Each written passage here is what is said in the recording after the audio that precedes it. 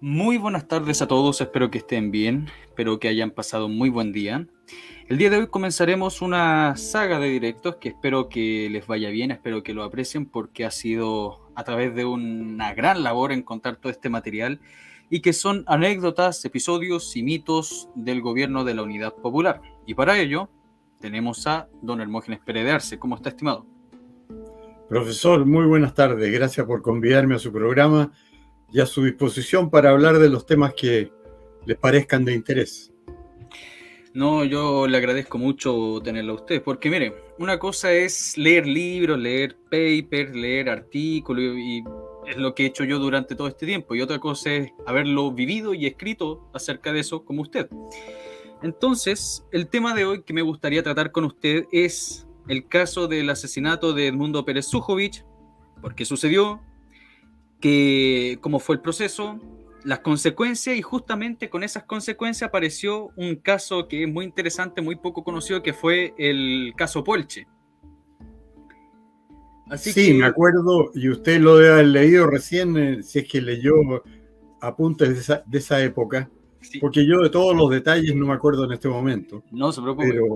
pero lo ubico perfectamente de qué se trató y recuerdo la foto que más se publicó porque era una foto trucada, donde el gobierno de la Unidad Popular decía que habían arrojado armas, bultos de armas al mar. Y después se descubrió que era un truco en la foto, y que era una fotografía de un barco que no había lanzado nada, y le habían puesto al lado dibujado una especie de lanzamiento al mar de bultos de armas que eran imaginarios. Eso fue lo que más impactó a la opinión pública, el hecho de la falsificación por parte del gobierno de un desembarco de armas imaginario. Ese, nosotros podemos catalogar la idea con estas palabras nuevas que hay como fake news. Ahí ustedes pueden ver que el gobierno del UP tiraba una cantidad de noticias falsas, pero a full. ¿Y por qué sucedió eso? Porque era una especie de palo blanco, era una cuestión para desviar la atención pública del magnicidio, porque asesinaron a un ex ministro del Interior del gobierno de Eduardo Frei Montalva. Entonces, obviamente, vamos a ir por el inicio.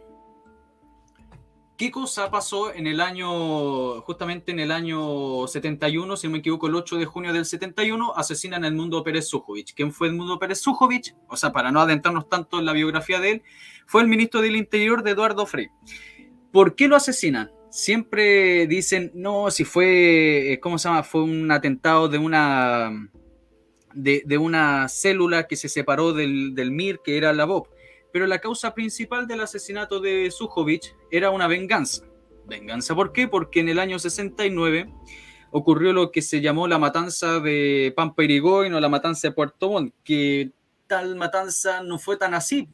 O sea, si uno estudia bien la historia, yo sé que don Hermógenes también lo sabe, no fue que llegaron los carabineros y se fusilaron a toda la gente que vio, era una turba gigantesca de más de 1000 personas que se habían tomado un predio, que los carabineros intentaron parlamentar con ellos, eso está en las fuentes, y que los que estaban haciendo que la gente se sublevara contra el orden público era justamente el alcalde, si no me equivoco, o no, o regidor del Partido Socialista de la zona, Espinosa, Fidel Espinosa, si no me equivoco.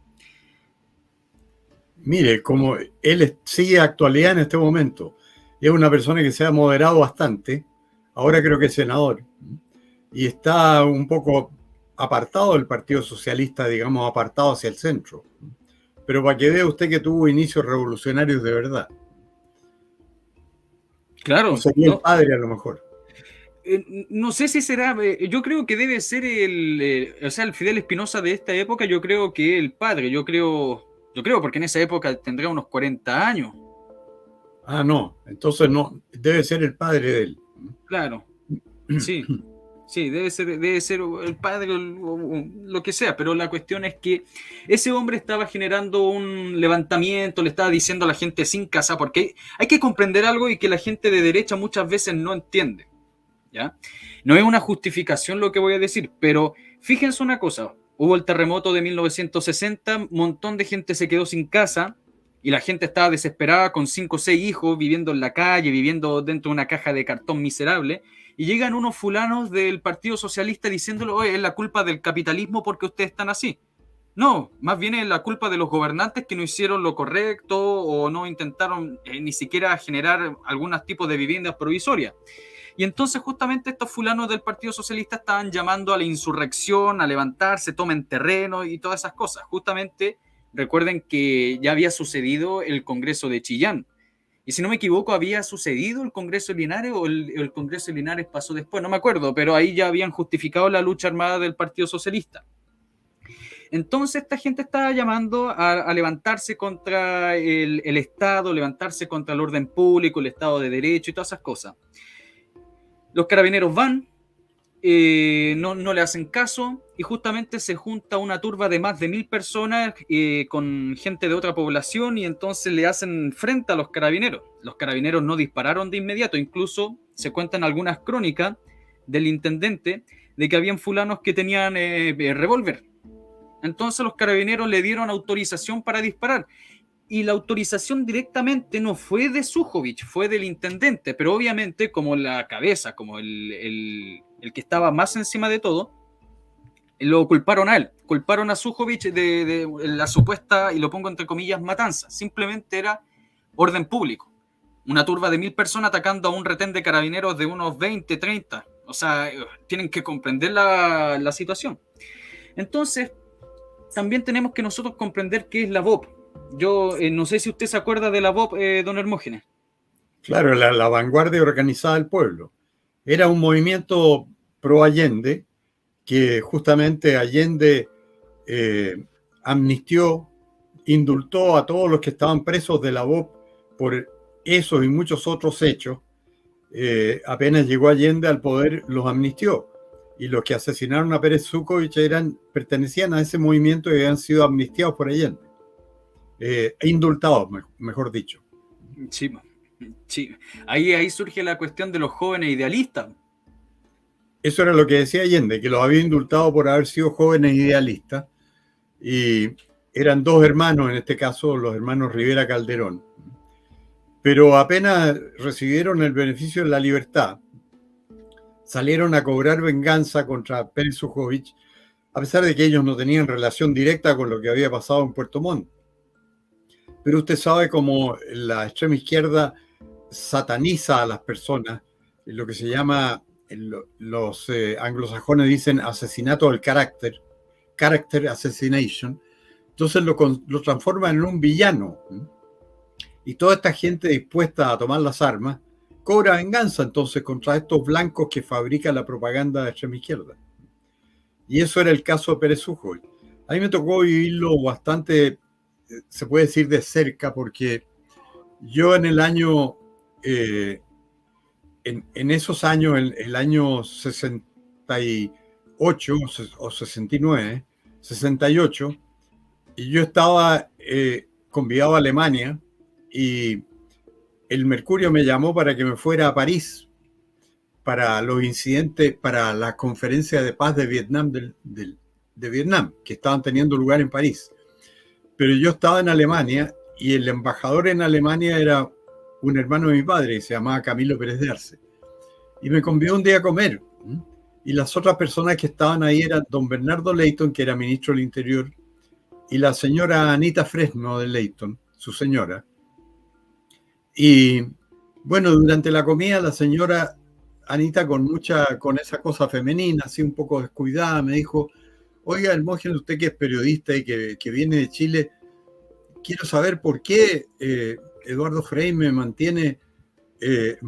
mantiene viajando por Europa y Bernardo no puede volver a Chile, porque él era el titular del Ministerio del Interior. Y Frei, en realidad, lo que se había encontrado era que el hermano Bernardo, que era muy izquierdista y simpatizaba con las ideas revolucionarias, pero era un prohombre de la democracia cristiana, un hombre en lo demás era moderado, no quería desocupar las tierras que se ocupaban, por ejemplo, las tomas, y tenía una actitud mucho más dura hacia la derecha que hacia la izquierda. Pero la derecha no estaba conspirando contra Frei en el terreno de las armas ni de la violencia. Y don Bernardo había llegado a meter presa a la directiva del Partido Nacional una vez, con don Víctor García Garcena, un distinguido senador a la cabeza. los metió a la cárcel por una declaración que hicieron justamente haciendo ver que la democracia cristiana estaba pavimentando el camino al comunismo porque era blanda con todos estos movimientos de extrema izquierda y no tomaba medidas. Y entonces don Bernardo se enojó y los ordenó meter presos, mediante un proceso que inició ante la justicia. Y naturalmente recurrieron de amparo y fueron puestos en libertad. Pero eso recibió mucha publicidad porque don Víctor García García era un hombre muy pintoresco y relató todos sus 2 días en la cárcel preso, y sobre todo que los reos lo trataron muy bien a este senador de derecha, y él relataba todos los detalles de cuando los reos le hacían una cortina humana para poder ducharse él, porque no había baños privados ni nada en la cárcel y él necesitaba ducharse todos los días. Y los reos le hacían una cortina humana para que pudiera, de espaldas a él, para que pudiera ducharse con toda comodidad. Y en medio de todo lo que había en la cárcel, porque dice don Víctor que el suelo de los baños estaba lleno de excrementos, así que la ducha era casi una cosa transitoria nomás, porque se ensuciaba apenas salía de ahí. Pero era un relato muy pintoresco. Entonces todo esto adquirió mucha notoriedad. Y la causa era que don Bernardo era muy blando hacia la izquierda y duro hacia la derecha. Y Frei se dio cuenta de que las ocupaciones y las transgresiones corrían por cuenta de los revolucionarios de derecha. Entonces, don Bernardo viajó a Europa con una invitación a una condecoración que creo que se la dieron en Francia. Y Frei después dilató su retorno y le decía que siguiera allá. Y eso aprovechó él para designar designar a Edmundo Pérez Sujovic primero como subrogante, después porque era ministro de otra cartera, no me acuerdo si Obras Públicas o Vivienda, pero era un hombre mucho más enérgico, Edmundo Pérez Sujovic. Y yo lo conocí bien porque él iba a almorzar al Mercurio y manifestaba en esos mismos tiempos. Yo era redactor del Mercurio y asistía a esos almuerzos, y Pérez Sujovic se manifestaba en una línea muy de acuerdo con nosotros los de derecha, de que había que poner mano firme a los alzamientos marxistas y que el gobierno tenía que ser más enérgico. Y entonces en el caso de Puerto Montt estaba él en el interior, en el Ministerio del Interior, no sé si como titular o subrogante de don Bernardo, pero él ordenó, respaldó en todo al intendente como procedió. Y cuando suceden estas cosas y estas tomas, naturalmente se producen víctimas, y la verdad es que los comunistas lo que buscan son víctimas, porque aprovecharon eso con una propaganda pero intensísima de nivel continental, porque después de lo de Pampa Irigoyen, Fidel Castro hizo una declaración para Urbi et Orbi, para La Habana y para el mundo, que circuló por todo el mundo, en que decía que Frei había prometido una revolución sin sangre y está dándole a los chilenos sangre sin revolución. Entonces se lució Fidel propagandísticamente, porque siempre tuvo muy buena prensa Fidel en todos los sectores, prensa de derecha, centro, izquierda, le daba mucha cabida. Entonces aprovechó Pampa Irigoyen para decir eso. Una revolución sin sangre prometió y está dando una sangre sin revolución. Y bueno, y en ese momento Frei se mantuvo firme. La verdad es que ahí demostró que tenía pantalones y que no podían hacer cualquier cosa con él. Los comunistas no podían hacer como le hicieron a Piñera, el estallido revolucionario para sacarlo del poder, no. Él se proveyó de hombres enérgicos y mantuvo las cosas dentro de ciertos cánones y terminó su gobierno bien.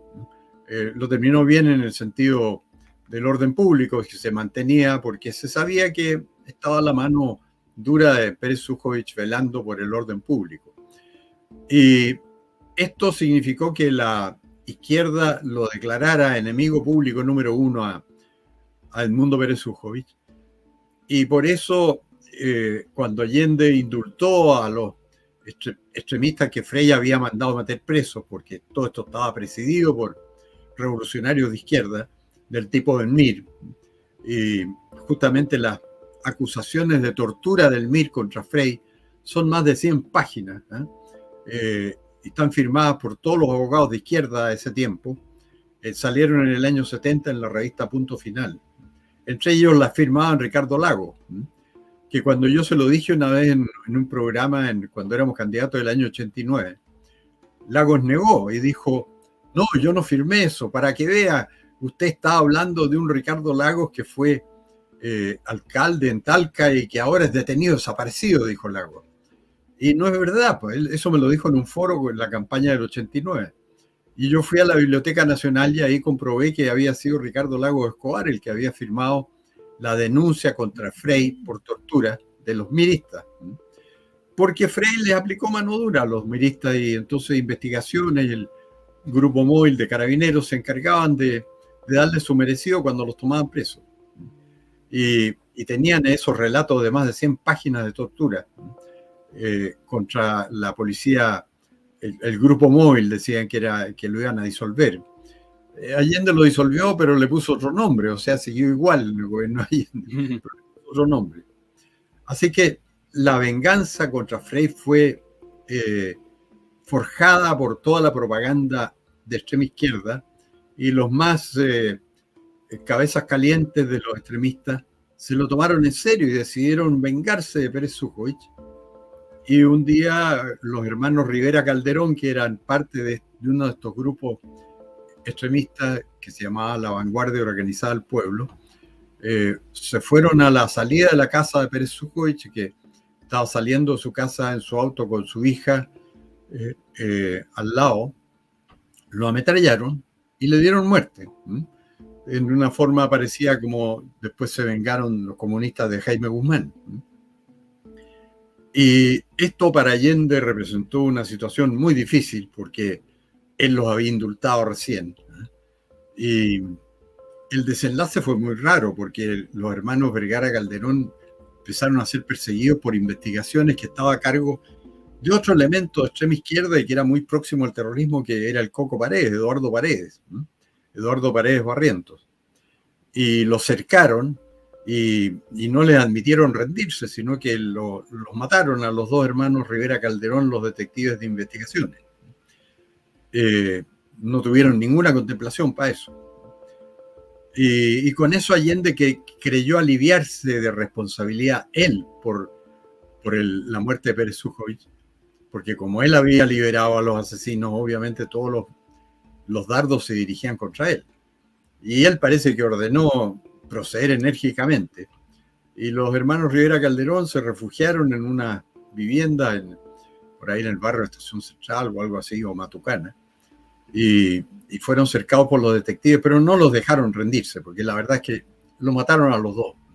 Muchos detectives contra ellos, que eran pocos, y eran dos hermanos básicamente. Y con eso Allende creyó sacarse encima este tremendo problema que era el asesinato de un ministro demócrata cristiano. Pero el origen estuvo, como le digo, en que la mano blanda de Bernardo Leyton en el interior fue, para el propio Eduardo Frei Montalva, fue intolerable. Lo mandó de viaje a Europa, no lo dejó volver. Me consta que no lo dejó volver porque la señora de Bernardo Leyton me lo dijo a mí. Me dijo, no nos dejan volver. Esas son palabras textuales a la hora de comida en la casa del embajador del gobierno, en Bonn, que era donde estaba la embajada de Chile. Y bueno, entonces Frei puso mano firme y controló la violencia y terminó su gobierno dentro de una relativa calma, digamos, con todas las acciones propias de la extrema izquierda que está siempre conspirando. Yo creo que si no hubiera hecho ese cambio de ministro de un hombre blando y que era duro hacia la derecha pero blando hacia la izquierda le hace un estallido revolucionario como se lo había hecho al general Ibáñez, a González Videla. González Videla lo puso fuera de la ley, pero se lo hacían a todos los gobiernos. Se lo habían hecho cierto parte desde muy temprano. Hay que leer la historia del Partido Comunista Chileno de Mauricio Rojas, que es muy buena, y ahí están todos los estallidos sociales que hicieron los comunistas en sucesivos gobiernos, empezando por Rankin, o la Escuela Santa María en Iquique, todas esas cosas, que los comunistas los nombran como sus mártires, pero fueron todos alzamientos comunistas, revolucionarios, que fueron obviamente sofocados por los respectivos gobiernos. Al que no le alcanzaron a hacer fue a Arturo Alessandri, porque se lo hicieron los nazistas. Entonces ya con eso los comunistas se dieron por satisfechos porque les convino mucho, porque los nazistas se alzaron contra Arturo Alessandri a fines del 38 y dispararon contra la moneda y todo, y la moneda reaccionó firmemente y mataron a todos los nazistas que se habían alzado. Así que en ese gobierno corrió por cuenta del otro extremo, digamos, del nazismo, que también era socialismo, porque el nazismo se llama nacionalsocialismo. O sea, son socialistas de distintas tendencias, pero con la misma ideología básica de que el Estado lo maneja todo. Bueno, eso fue lo que pasó con Pérez Sujovic. Tuvo una tremenda repercusión en Chile. Fue un hecho decisivo. No obstante lo cual, ese año Allende mantenía una alta popularidad como presidente. Usted sabe que había ganado la elección municipal a mediados de año. Sí. Había sacado más del 50% de los votos. Entonces, realmente estaba en un momento auspicioso, y como había emitido mucho dinero inorgánico, digamos, nada más que fabricando billetes y consagrando toda clase de reajustes y congelado los precios, había una sensación transitoria de bienestar muy grande en el país. Y bueno, ahí no resisto contarle otra anécdota, que es que Eduardo Frei, cuando en el año 71, cuando veía todo esto, el bienestar que había, que la gente compraba de todo y que la plata sobraba, el desempleo había bajado al mínimo, la producción crecía, porque todavía no estaban las consecuencias de las congelaciones de precios. 1971 era un año perfecto, y Frei le dirigió una carta a los responsables económicos de su gobierno, criticándolos severamente por no haber hecho las mismas cosas que Allende. Obviamente lo que estaba haciendo Allende era una cosa suicida. Era popularidad para el año 71 y ruina para los años posteriores. Pero Frei, que no entendía mucho de economía, encontraba frente a la realidad que estaba viviendo el 71, que sus ministros y presidente del Banco Central y todo de la democracia cristiana no le habían contado a él que se podían tomar estas medidas tan buenas para dejar tan contenta a toda la gente. Y se conoció la carta de Frei, que creo que se la dirigió a Sergio Molina, que había sido su ministro de Hacienda, Andrés Saldívar, otro ministro de Hacienda, Carlos Massad, que había sido presidente del Banco Central, criticándolos por no haber puesto en práctica esta receta tan buena de congelar los precios, emitir papel moneda como locos, subir todos los sueldos, y vivimos en jauja. Bueno, obviamente los economistas no habían querido hacerlo porque ellos veían lo que iba a pasar después, que fue lo que pasó. Que el año 72 hubo la inflación más alta de toda la historia de Chile y una escasez tremenda, y la escasez fue tanta que la gente terminó dándose vuelta contra el gobierno de la Unidad Popular y pidiendo a los militares que lo sacaran. Entonces ahí vino Frei a entender finalmente por qué sus economistas no le habían hecho esta receta milagrosa cuando él los tenía en los distintos cargos.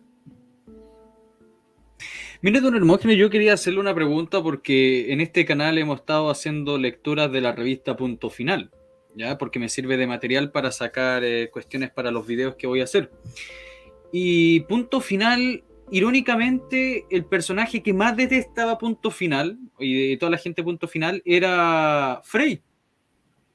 Era Frei, bueno. O sea, ni siquiera era Jarpa o Pablo Rodríguez de Patria y Libertad, era Frei.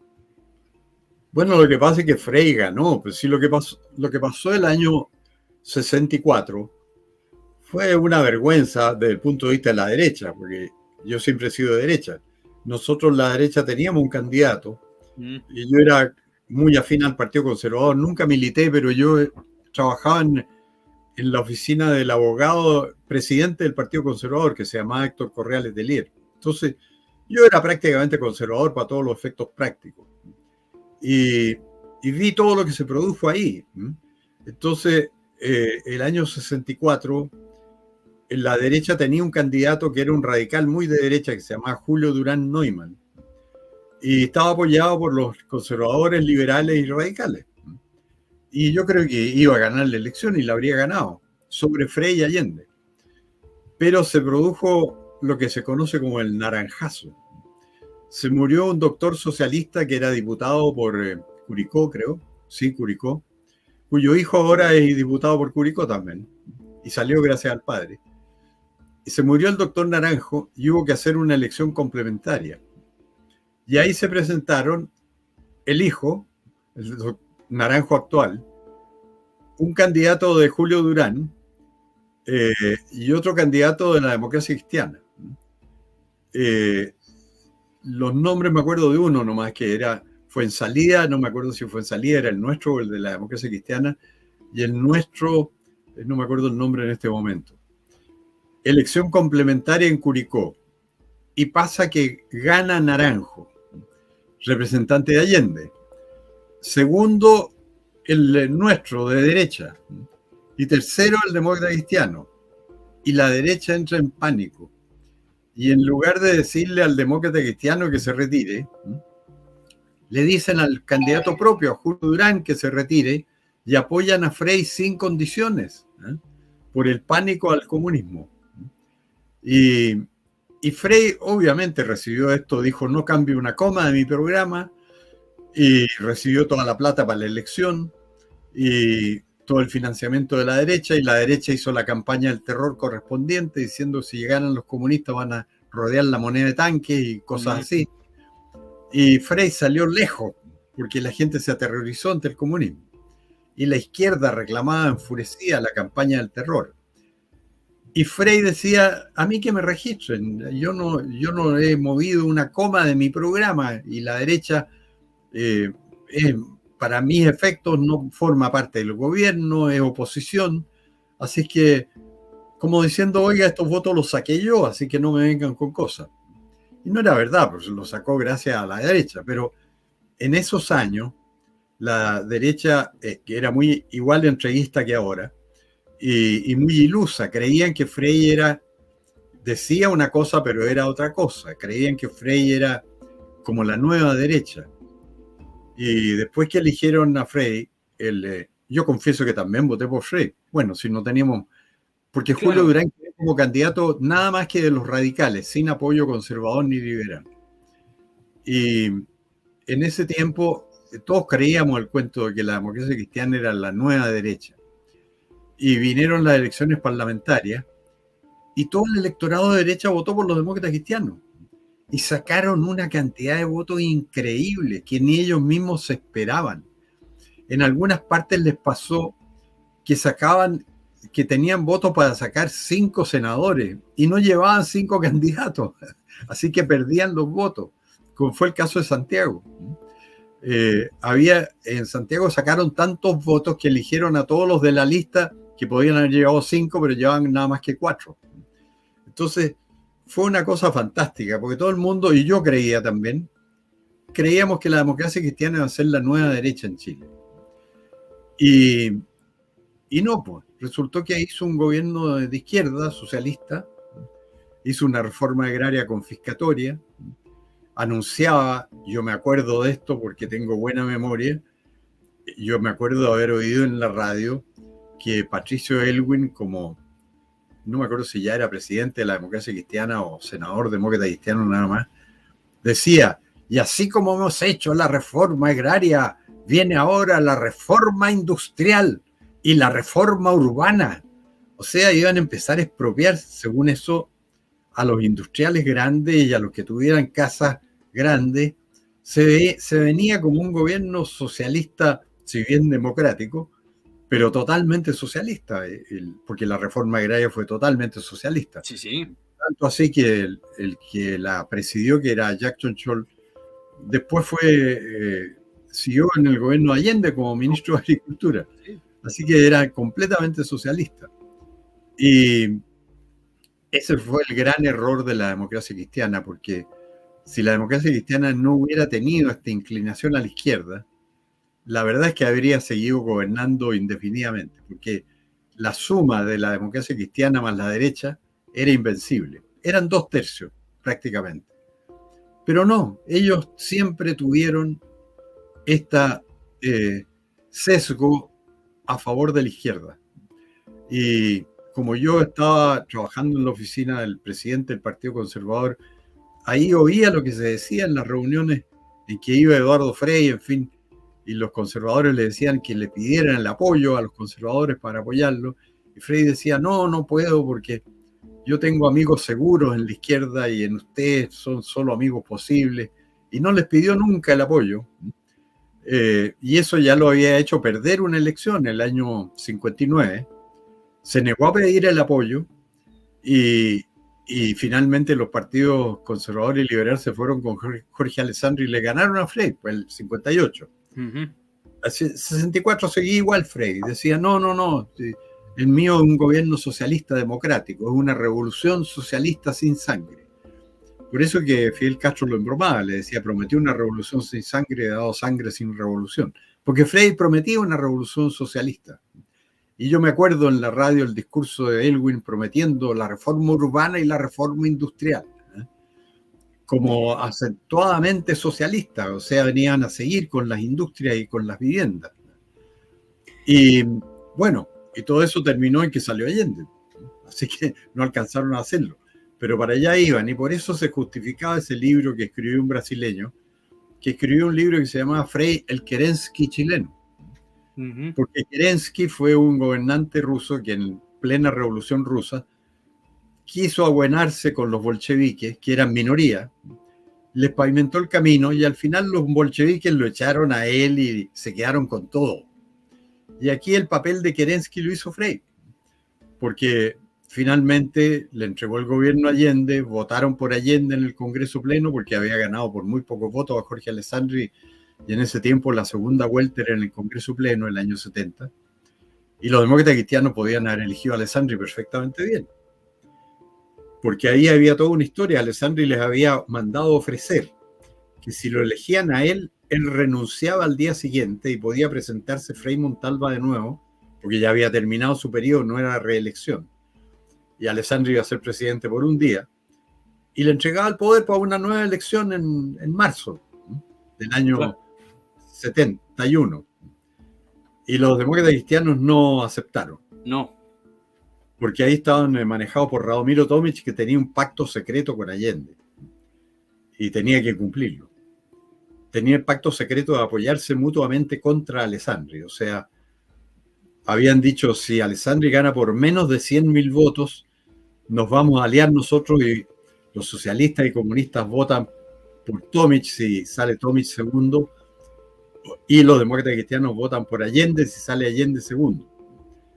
Pero salió Allende primero. Yo creo que la verdad es que salió segundo, pero yo creo que le robaron la elección, porque la derecha nunca ha sido muy buena para tener apoderados de mesa, y yo creo que ahí se repartieron los votos de Alessandri en muchas mesas en que no había apoderado de derecha.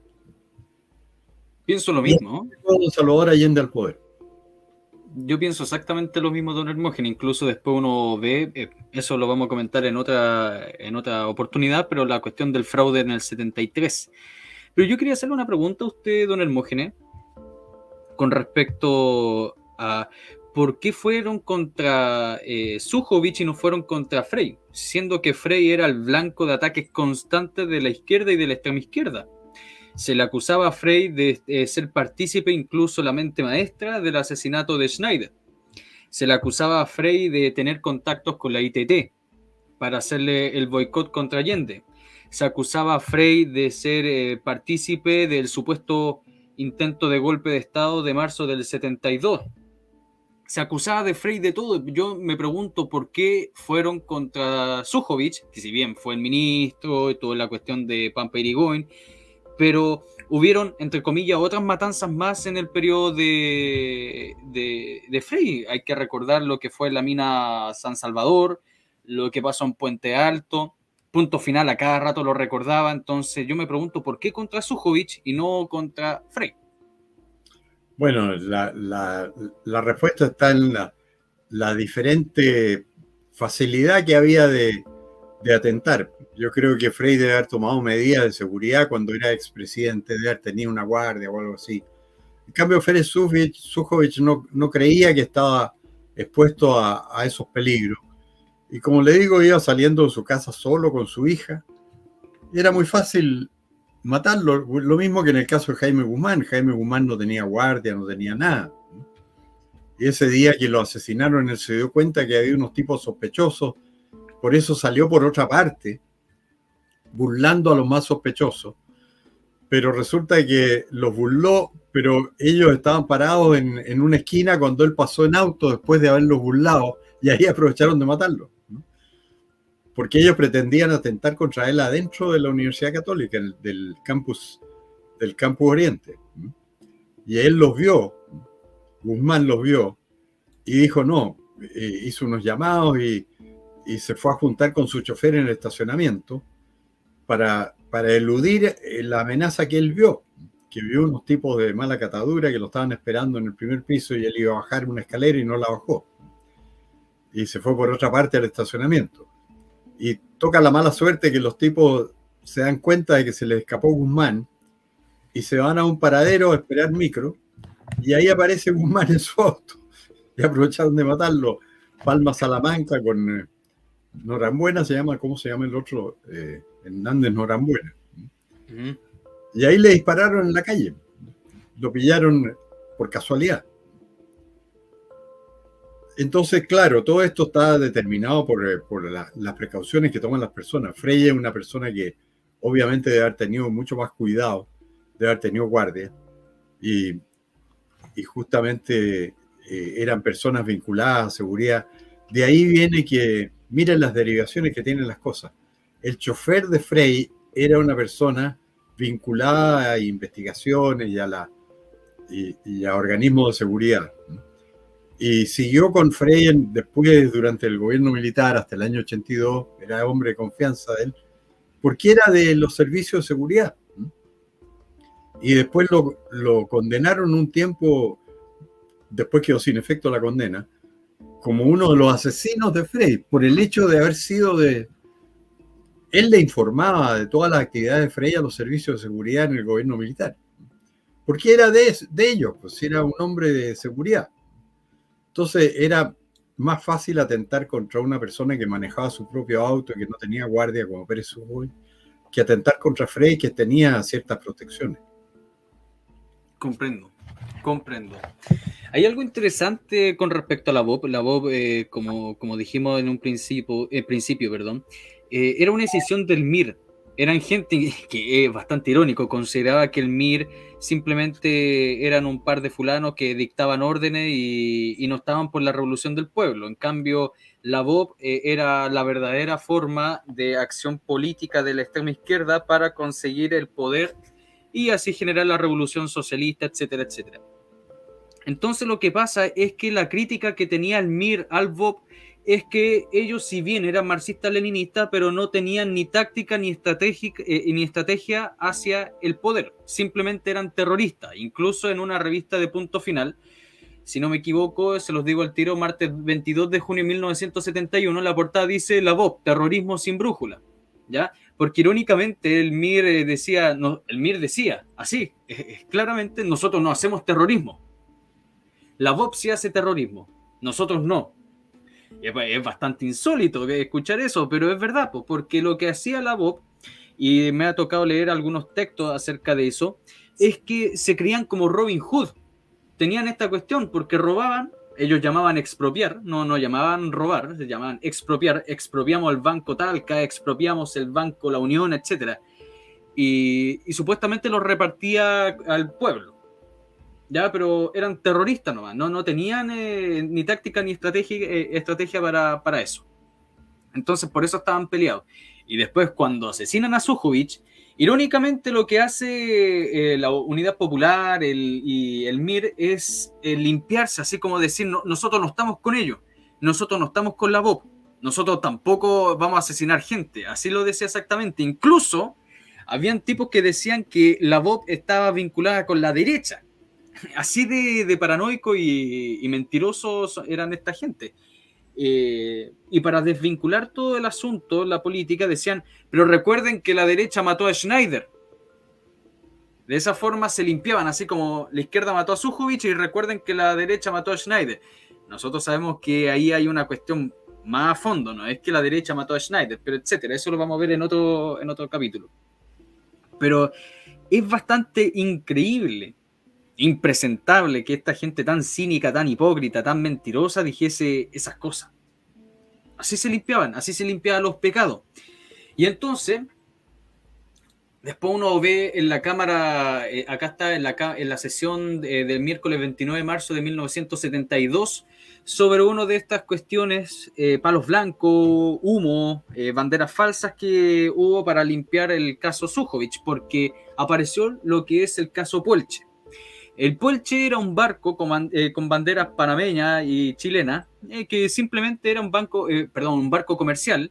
Y entonces, como dijo don Hermógenes al principio, lo que hizo el gobierno de la Unidad Popular para desviar la atención y generar una noticia falsa, hoy llamada fake news, es decir, que el barco Puelche estaba cargada de armas, que eran de la derecha, y que esas armas se la estaban llevando para los grupos nacionalistas de extrema derecha, Patria y Libertad, etc. Y entonces en esta sesión del miércoles 29 de marzo de 1972 dice, mire, se los voy a leer, dice: el señor Morales, señor presidente, no es la primera vez que el gobierno hace denuncia.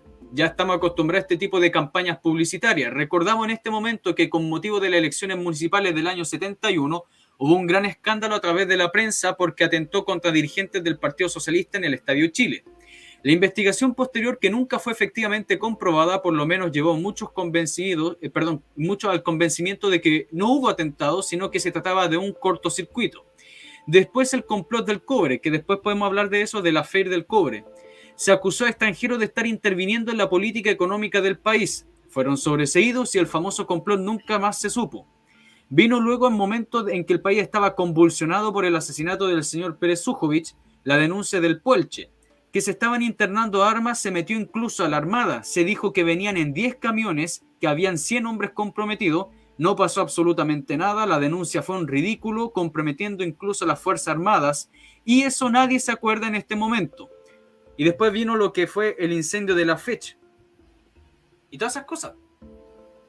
Bueno, la vanguardia organizada del pueblo de los hermanos Rivera Calderón, que mataron a Pérez Sujovic, se vengó de investigaciones, porque uno de los sobrevivientes, que era de la misma BOP, fue a investigaciones con la intención de matar al director de investigaciones, a Coco Paredes, que era socialista. Y él llevaba adosados a su cuerpo diversos explosivos y entró a investigaciones, mató a varios detectives, y cuando le dispararon a él, estalló él con todos los explosivos que llevaba y murieron otros tantos detectives. Los números exactos de muertos no me acuerdo, pero fueron varios. Pero no alcanzó a llegar como él quería a la oficina de Eduardo Paredes, que era el director de investigaciones, que por lo tanto sobrevivió al atentado. Pero la BOP terminó en una orgía de sangre una mañana en el edificio de investigaciones ahí en General Maquena, protagonizada por el apodo del terrorista, me acuerdo, se llamaba El Viejo. Así como el viejo de historia, este era el viejo de las bombas. El viejo fue el que hizo todo ese daño enorme, porque mató detectives, después hizo estallar todos los explosivos que llevaba, se murió él naturalmente, y murieron otros detectives por la explosión. Así que fue un verdadero asesinato en masa como venganza contra investigaciones por la muerte de los hermanos Rivera Calderón. Así que tuvo un final wagneriano todo esto. Fue muy comentado en su tiempo. El gobierno de la Unidad Popular hizo un gran ridículo con todo esto, porque de partida esto de los muchachos idealistas quedó absolutamente en tela de juicio. Ahora, que el MIR no cometiera atentados, no es verdad. El MIR mató muchísima gente. Sí. El MIR ponía bombas que mataban personas. El teniente Karevich murió por una bomba del MIR puesta en un edificio de un servicio de inteligencia, que el teniente Karevich trató de desactivar y la llevó al lecho del río Mapocho, y ahí la bomba estalló antes de tiempo y lo mató a él. Después los atentados asesinos del MIR contra el segundo de la Dirección de Inteligencia del Ejército, el coronel Roger Vergara. Le dieron 50 balazos, lo mataron en plena calle. Después toda la guardia del general Sinclair fue asesinada. El general Sinclair era vicecomandante del ejército en ese tiempo. Eso puede haber sido del frente Manuel Rodríguez. Pero el MIR cometía atentados y de hecho, cuando el teniente Miguel Krasnov, que era un teniente que trabajaba en la DINA interrogando detenidos, es un hombre correctísimo, cuando descubrió el paradero de Miguel Enríquez, fue a raíz de que Miguel Enríquez había asaltado un banco, una sucursal del Banco de Chile, que se llamaba sucursal Huelén, que quedaba en Huérfanos cerca del Cerro Santa Lucía o Huelén. Y ahí llegó Miguel Enríquez, armado con varios compinches, asaltaron la sucursal y golpearon en la cabeza a la gente de la sucursal para que les diera las llaves de la bóveda, de la caja de caudales máxima del banco. Y el agente resultó un gallo tieso de mecha y que era muy bueno para pelear y que le dio a Miguel Enríquez un solo combo y lo tiró lejos. Y entonces Miguel Enríquez llamó a otros y les dijo, bájenlo. Y le dieron 6 tiros a la gente que se llamaba Julio Robinson del Canto. Y Julio Robinson sobrevivió, no se murió.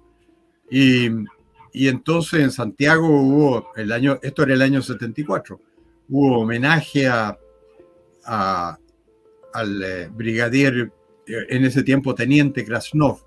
Le dieron la medalla al valor del ejército, los sindicatos bancarios le dieron las gracias.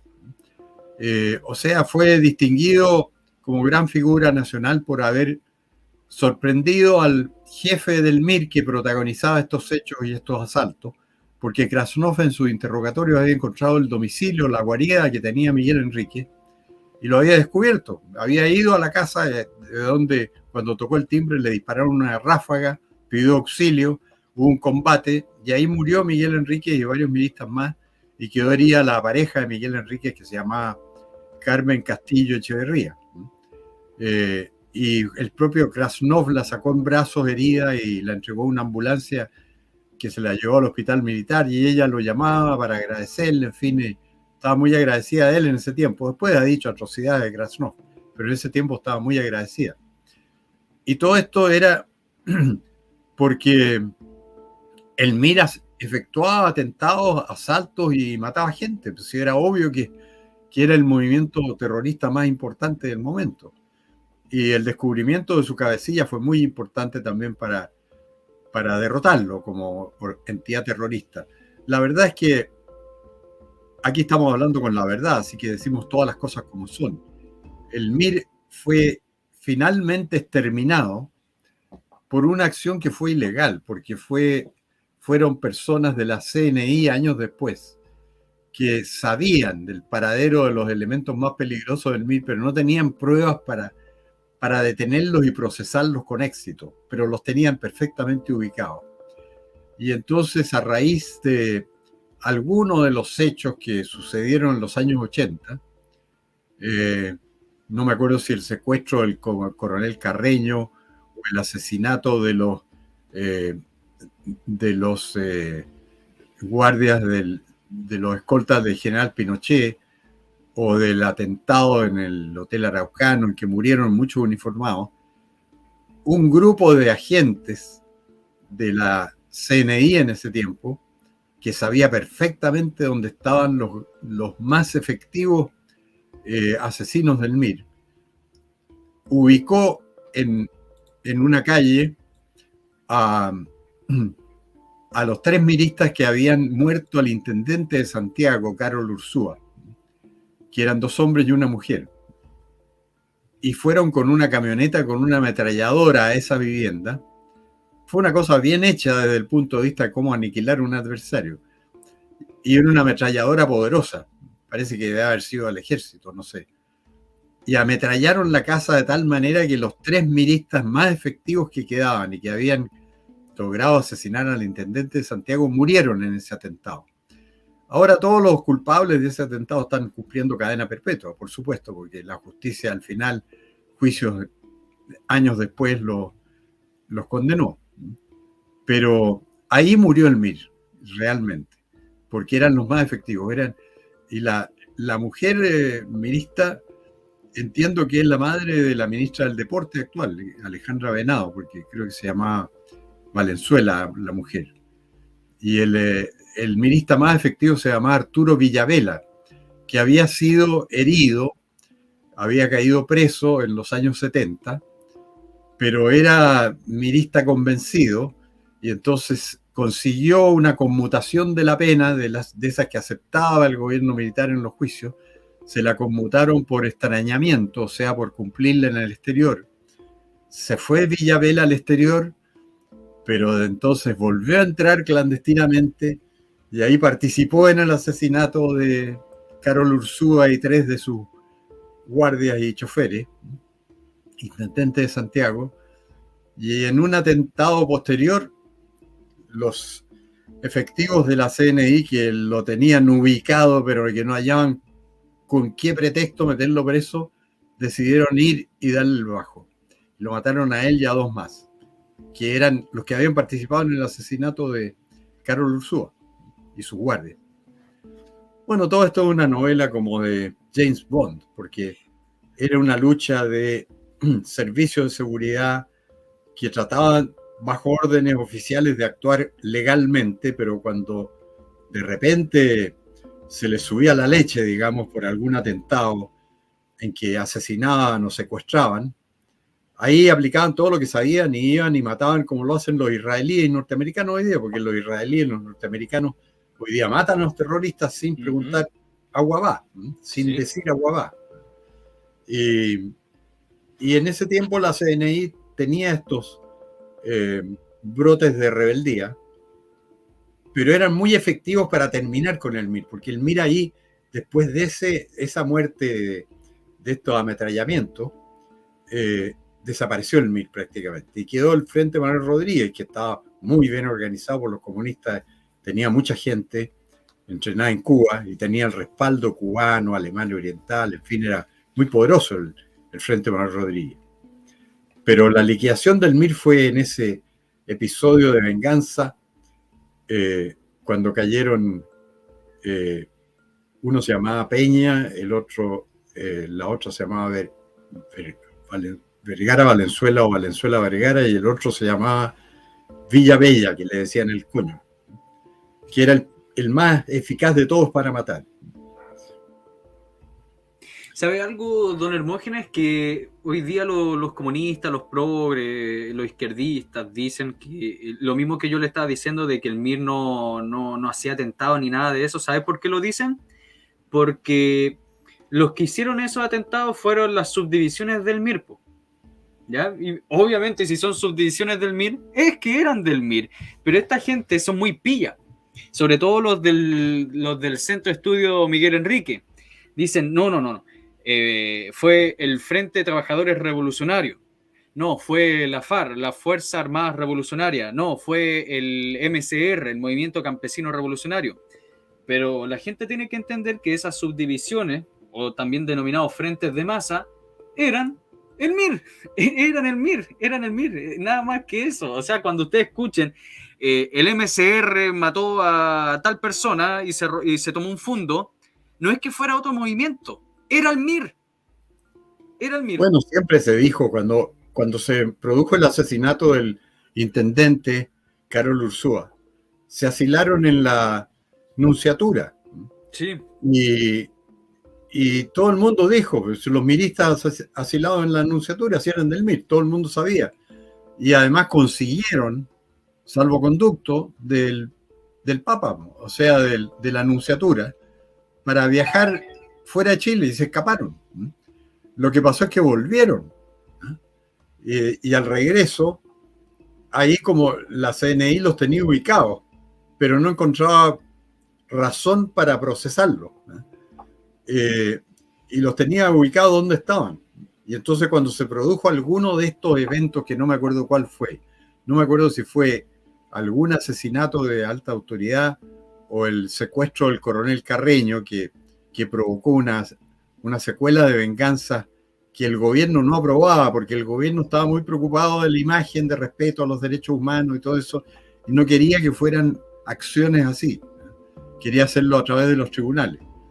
Pero los agentes mismos actuaban por su cuenta y hacían las cosas, que fue lo que pasó con los carabineros y le pasó al general Mendoza, que tuvo que irse de la Junta, siendo que él no había dado ninguna orden de matar a los cabecillas del Frente Manuel Rodríguez en el año 85.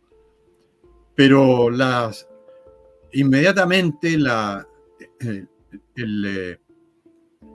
CNI supo que eran los carabineros y le dijo al gobierno, son los carabineros de la DICONCAR, porque los servicios secretos funcionan así, saben todo lo que hay tejiéndose, y la Junta entonces le pidió la renuncia al general Mendoza porque le dijo, esto no puede ser, que actúen por su cuenta y sin decirle nada a nadie, maten gente, en fin, esto hay que hacerlo a través de los tribunales. Y el general Mendoza tuvo que irse. Eso prueba que el gobierno no tenía nada que ver con el asesinato de los 3 que fueron degollados, los 3 máximos dirigentes del Frente Manuel Rodríguez, que eran José Manuel Parada, que por una de esas ironías de la vida, los astutos que son los comunistas, era el archivero jefe de la vicaría en la zona. Y él era el jefe del Frente Manuel Rodríguez. El otro era Natino, que era el encargado de la finanza del Frente Manuel Rodríguez, y Guerrero, que era el que estaba en terreno con los fierros, con el armamento. Los ubicaron perfectamente, fueron y los mataron. Los carabineros, porque los carabineros sabían, si en el fondo los servicios de inteligencia saben en qué anda cada uno. El personal menor, digamos, el que tiene más información. Y en el gobierno militar, esos fueron los peores problemas que hubo gente que actuó por su cuenta. Y eso partió en la comitiva de Arellano, partió con el mayor Arredondo, que se levantó los tarros y provocó 50 y tantas muertes, que ha sido el peor problema publicitario, digamos, para la Junta Militar. Pero la verdad es que Pinochet ni la Junta supieron nada de eso. Fue una cosa, ni siquiera Arellano sabía. Claro. Pero esa es otra historia. Esa es otra historia. Mire, don Hermógenes, si me permite, hay un texto que se llama La violencia política en Chile, de Carlos Molina Johnson y Francisco Balart Páez. Y mire, les voy a leer sobre una página nomás, les voy a leerle lo que pasó. Mire, pasada algunas semanas inmediatamente después del primer mensaje presidencial de Allende, el 24 de mayo, se produjo el asalto a una camioneta recolectora de dinero frente al supermercado Montemar, dejando como saldo 3 heridos y muerto este último, el cabo de carabinero Tomás Gutiérrez Urrutia, que fue rematado en el suelo arrebatándose su arma de servicio. Si ustedes leen la noticia de la época, es brutal la forma que asesinaron a este carabinero. No tuvieron piedad la gente del BOP. Pese a las expresiones en contrario del ministro del Interior, quien afirmó que frente a los antecedentes que señalan que los autores del ataque pretendían darle un carácter político de orientación izquierdista y revolucionaria, el gobierno expresa categóricamente que quienes así procedieron no son sino delincuentes comunes. O sea, el gobierno se está lavando las manos con la BOP. El 3 de junio, la propia Vanguardia Organizada del Pueblo se encargó de atribuirse el asesinato. El 8 de junio de 1971, un comando de este mismo grupo extremista, BOP, cometió el asesinato del ex vicepresidente de la República y ex ministro del Interior durante el gobierno de Frei Montalva, Edmundo Pérez Sujovic, en circunstancias que se trasladaba en automóvil acompañado de su hija Angélica. El atentado se efectuó en la calle Hernando de Aguirre poco antes de llegar a la avenida Pocuro, donde al advertir que era sujeto de una persecución, Pérez Sujovic intentó defenderse con un arma de fuego que no alcanzó a tomar de la guantera del vehículo. Obligado a detenerse por el cruzamiento del auto agresor, Ronald Rivera Calderón, indultado por Allende por su idealismo, le descargó toda la munición de una pistola ametralladora que habían robado al cabo de carabineros Gutiérrez en el anterior atentado, y ante la presencia de un automóvil desconocido por la parte posterior, lo interceptó, le quitó las llaves al conductor y huyó en este con su hermano Arturo. Edmundo Pérez Sujovic fue trasladado a su propio automóvil Mercedes-Benz hasta el hospital militar, conducido por un estudiante de leyes de la Universidad Católica, Guillermo Arturo Errázuriz, más el esfuerzo fue en vano ya que había fallecido. Frente al sangriento hecho, el gobierno decretó zona de emergencia en la provincia de Santiago y se dispuso el toque de queda entre las 5 y las 6 horas, designando al general de división Augusto Pinochet Ugarte como jefe de plaza, e intentó a toda costa ser responsable del asesinato a la extrema derecha. O sea, no Pinochet, sino que lo que estaba diciendo la prensa en esa época. Que la prensa estaba diciendo que el asesinato de Sujovic y la BOP eran de derecha, es lo que le decía yo y punto final. Así de irónico. Empero, el propósito de la Unidad Popular quedó nulo al iniciarse la persecución de los autores por parte del personal de investigaciones, quienes se enfrentaron con ellos primero en la población del Pinar y luego lo que usted, don Hermógenes, comentó, donde ultimaron a estos personajes. Así fue la historia, efectivamente. Y así bueno, distinguido profesor, nos ha llegado la hora. Justamente me iba a despedir, don Hermógenes, antes mostrarle un tongo otro tongo de la Unidad Popular y que quiero que escuche, que este es bastante irónico, miren. Les comentamos sobre el caso Puelche, pero la Unidad Popular no se quedó ahí con la cuestión de tapar el hecho del asesinato de Sujovic. Después inventaron el incendio de la sede de la FECH. Después se enteró de que fue un cortocircuito y no fue un atentado de la derecha. Luego intentaron tapar de nuevo este atentado a Sujovic con el presidente Allende depositó en una notaría una lista de nombres de personas que confabulaban para matarlo. Después se supo que era puro tongo. Luego el atentado de los maceteros, dinamita en los jardines del Palacio Presidencial de Viña del Mar, tongo. El asalto a la moneda perpetrado por el rector Benninger y los acompañantes, tongo. El sabotaje a las instalaciones del teniente, tongo. El complot del pastel de choclo. Y por último, que hasta ahí quedó. Bueno, este año vamos a tener abundancia de eso, porque vamos a tener el relato de los 50 años hecho por la extrema izquierda, que va a ser un relato inverosímil, pero seguramente lo van a vender bien con todos los medios de que dispone el Estado. Pero por lo menos estamos nosotros, pues, don Hermógenes. Está usted con lo que vivió y con lo que he estudiado. Para eso estamos, para contar la verdadera historia. No aparecemos en los medios. Lo que aparece pero por lo menos estamos acá, pues. Son los ministros, sus secretarios, parlamentarios, y además la gente de derecha que les lleve el amén, porque la verdad es que la gente de derecha cuenta el cuento según la versión de la izquierda. Yo nunca me he podido explicar por qué. Que no son de derecha. Sí, aparece en la Biblia un versículo muy interesante: por su fruto los conoceréis. No son de derecha. Bueno, pero si usted lee la semana política del Mercurio, creo que fue la semana política ayer del Mercurio, ahí ve una condena al gobierno militar por todo el tema de los derechos humanos y cero condena al terrorismo, que fue lo que obligó al gobierno militar a defenderse y a tener central DINA y central nacional de informaciones. Además que la DINA se disolvió porque no cumplía las órdenes del gobierno, o sea, justamente en el deseo de hacerlo todo respetando los derechos humanos. Pero quedó con la culpa el gobierno de los atropellos sistemáticos a los derechos humanos, lo que es absolutamente falso, porque procuraron en todo momento que se hiciera la lucha contra el terrorismo sin atropellar derechos humanos.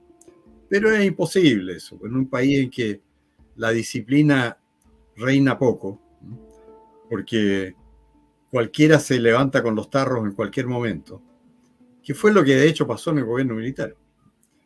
Sí, cuando descubrieron los restos de Lonquien en 1978, eso había pasado el 73, 5 años antes, y nadie sabía nada. ¿Por qué? Porque unos carabineros se arrancaron con los tarros y decidieron tomar justicia por su mano.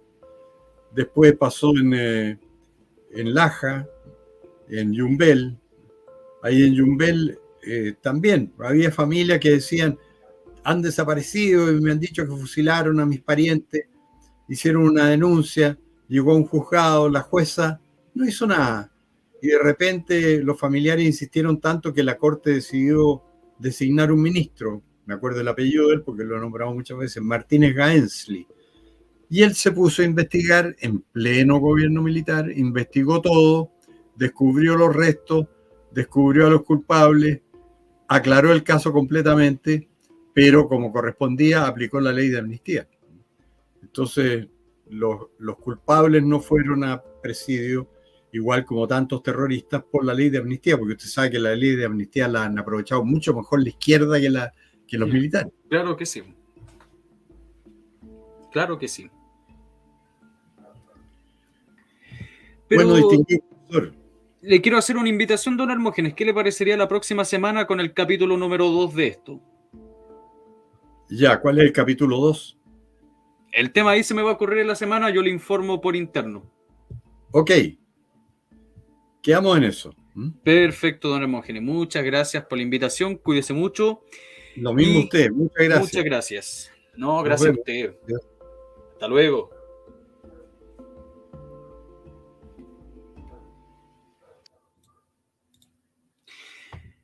Mire, para despedirme y agradecer a toda la gente que estuvo acá acompañando, de hace tiempo que no hacía un directo fuera de las lecturas porque he estado muy ocupado.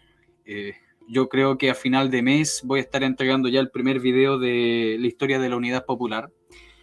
Me he sacado las pestañas, las cejas, he quedado hasta pelado para hacer estos videos.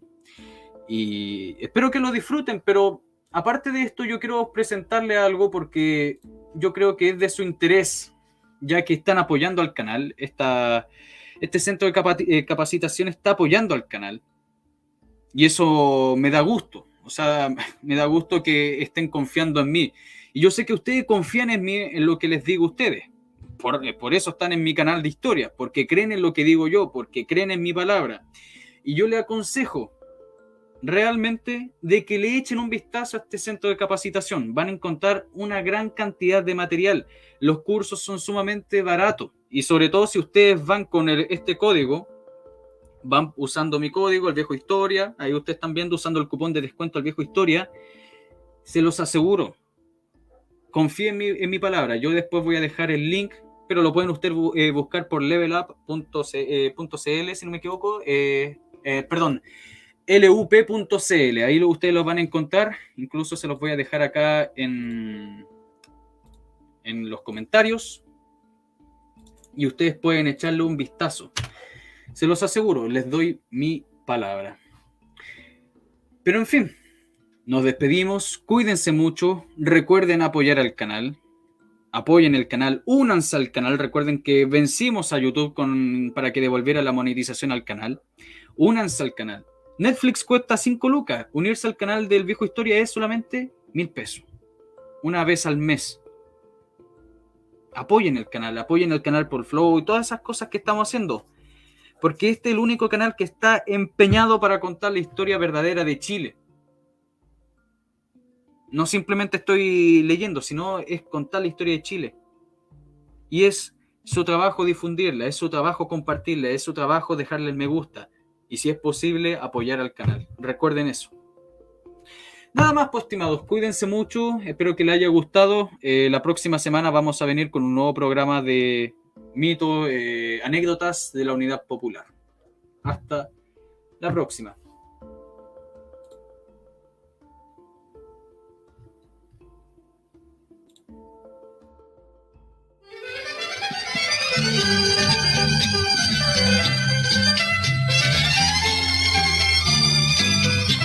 Él tiene el país en quiebra, mejor es no hablar del cobre. La gente cocina piedras y eso que se llama Salvador. La patria se ha puesto en luto.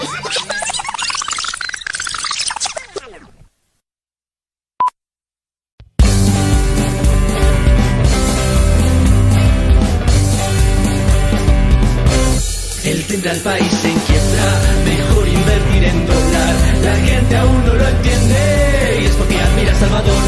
La patria hoy mira y tiembla, se irán al mercado negro. La inflación es el luto y es porque admira a Salvador. La prepotencia del FARC, la convención es un club y el banco la Antifa nos tienen sin ver la luz. Al pueblo me le engañó, la mentira se trancó, impuestos sean puros, esta es su revolución. El fracaso es proyectable, no habrán medicamentos, tendrán hambre toda la gente, es porque admira a Salvador. Fumar a no más cesantes, por verla al ignorante,